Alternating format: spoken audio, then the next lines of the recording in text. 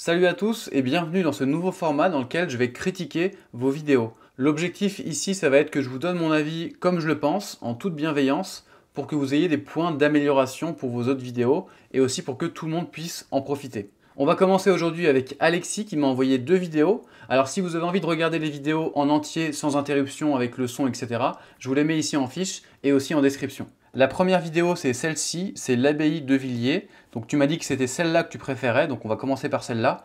Et tu verras que au final, moi, c'est pas du tout celle-là que j'ai préférée. Allez, on y va. Donc de super images en drone sur cette abbaye avec un train qui passe derrière, le titre. Et en fait, voilà, ça va être une succession au début de plans drone au-dessus de l'abbaye. Voilà, différents mouvements de drone. Et là, moi, honnêtement, je commence déjà à m'ennuyer parce que j'ai une succession de plans en vue aérienne, vue du ciel, mais finalement, au-delà du côté contemplatif de ce beau bâtiment, il se passe pas grand-chose. Quand on regarde ce genre de vidéo, à moins d'avoir déjà visité le bâtiment, donc là, ça peut être intéressant de voir où est-ce qu'on est allé, parce qu'une vue aérienne, c'est toujours un point de vue très original. Au-delà de ça, c'est assez ennuyeux de voir une succession de plans qui se ressemblent au final, avec tout le temps la même valeur de cadre. Le plan large, il est là pour donner du contexte, mais on a envie de rapidement arriver sur du plan plus serré pour avoir de l'émotion. Tu vas voir, Antonin, que je donne pas mal de points négatifs sur cette première vidéo, et ce qui est intéressant, c'est que la plupart seront corrigés dans la deuxième vidéo. Ensuite, au bout d'un moment, on va passer sur des plans au sol cette fois-ci. Alors là, pareil, on a une transition pour passer du plan aérien au plan au sol, une transition en smooth zoom.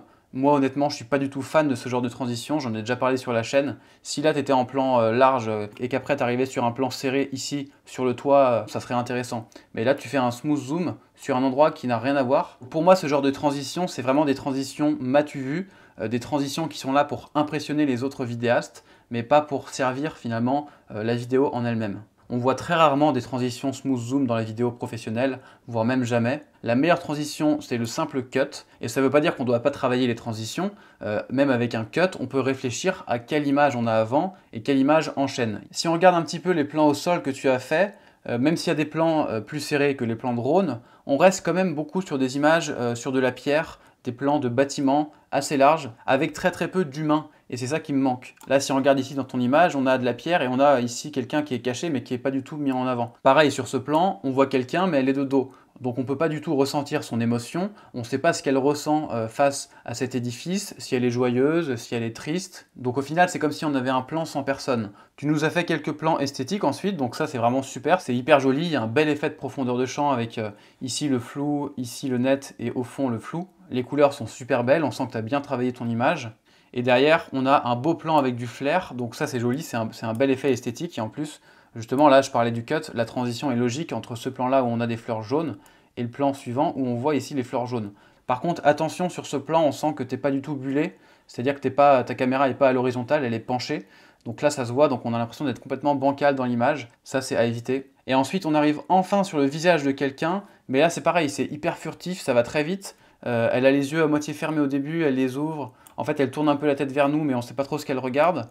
Et ensuite, pareil, on a une transition, elle a des lunettes. Ça manque toujours d'émotion parce qu'elle a le visage caché par ses lunettes. Et au final, on a plus l'impression qu'elle est éblouie par le soleil et que c'est pas hyper confortable pour elle ce moment, plutôt qu'elle est en train de contempler, d'apprécier ce qu'il y a autour d'elle.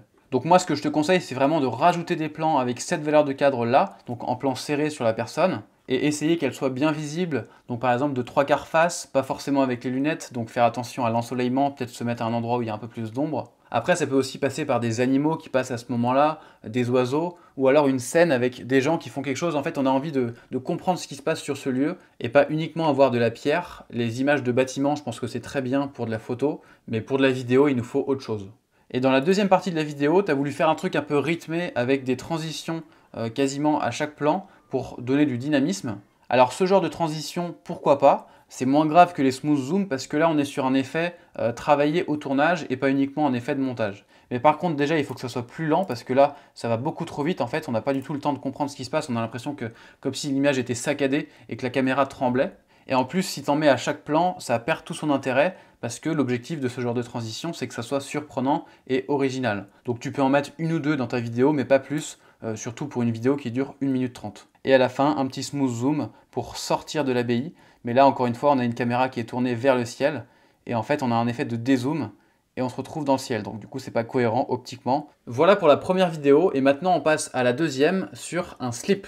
Alors là, on a l'impression d'être dans l'intro du Grand Bleu, c'est un super plan travelling sur la mer. Et là, on rentre tout de suite dans le vif du sujet avec, voilà, un homme qui marche avec un slip. Bonjour, connaissez-vous le slip Georgette? Et là, moi, honnêtement, je suis tout de suite captivé par la vidéo. Donc, en 23 secondes, on sent que tu t'éclates. Et surtout, il y a l'ingrédient principal qui manquait à la première vidéo, c'est de l'humain, de l'émotion. Là, on est vraiment centré sur quelqu'un qui se balade en plus sur une plage. Donc, c'est pas une image anodine. On peut imaginer ce qu'il ressent, peut-être un peu de froid, l'immensité du paysage autour de lui, la beauté, l'eau qui vient mouiller ses pieds. Et à la fin, quand il se retourne, il n'y a rien de mieux parce qu'il s'adresse directement à nous. Donc en fait, on est captivé forcément. En plus, là, ce qui est bien, c'est qu'il y a du son, il y a du dialogue. Et moi, honnêtement, je trouve que c'est super parce que tu nous emmènes dans ton histoire. Et ensuite, tu joues sur un effet de montage qui est assez intéressant. C'est-à-dire que là, on est sur un format, on va dire, cinéma avec des bandes noires. Et là, tout de suite, tu repasses en 16/9 pour donner un peu le côté ridicule. C'est-à-dire que là, voilà, on est dans un truc sérieux. Et là, il s'amuse avec une algue. Donc ça marche bien parce que du coup, ça crée vraiment une rupture. Et là, on n'a pas utilisé de transition type smooth zoom, type mouvement de caméra. On a juste utilisé effectivement un effet de montage qui est d'enlever les bandes noires.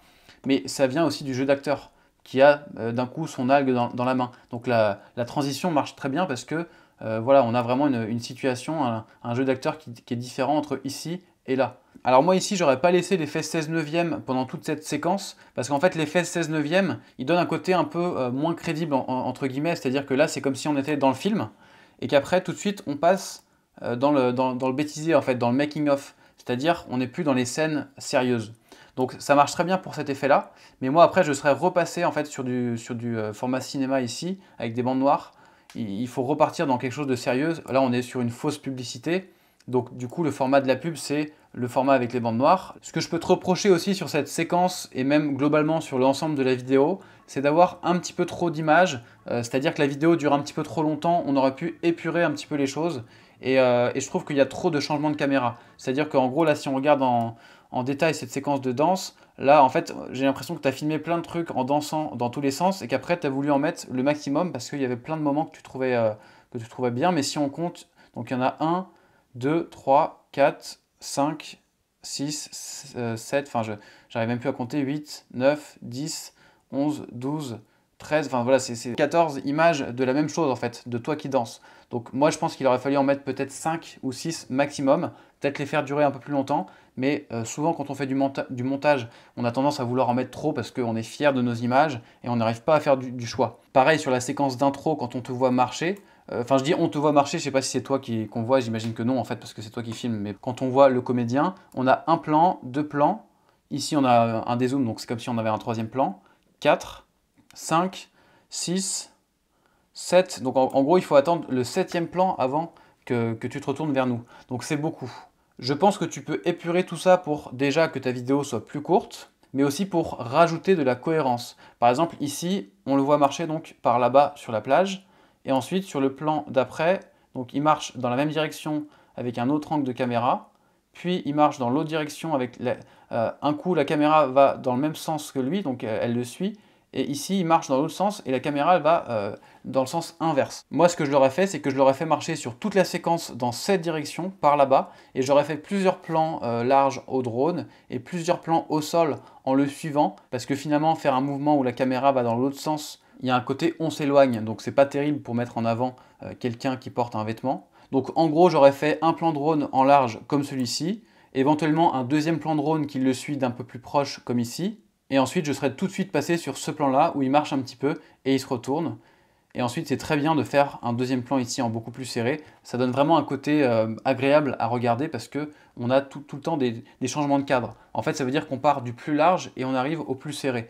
Et ce plan là au tout début il est beau, mais en fait, on a l'impression qu'on va aller vers le large, on a l'impression qu'on va aller vers un bateau qui est sur la mer, alors que finalement, après, on est sur la plage. Donc moi, j'aurais fait le même plan qui part avec la caméra qui montre l'eau, mais dans l'autre sens, en fait, en allant vers la plage. Donc tu mets le drone un peu plus loin, tu filmes l'eau, et après, tu remontes la caméra pour montrer finalement notre mannequin qui est sur la plage avec son slip.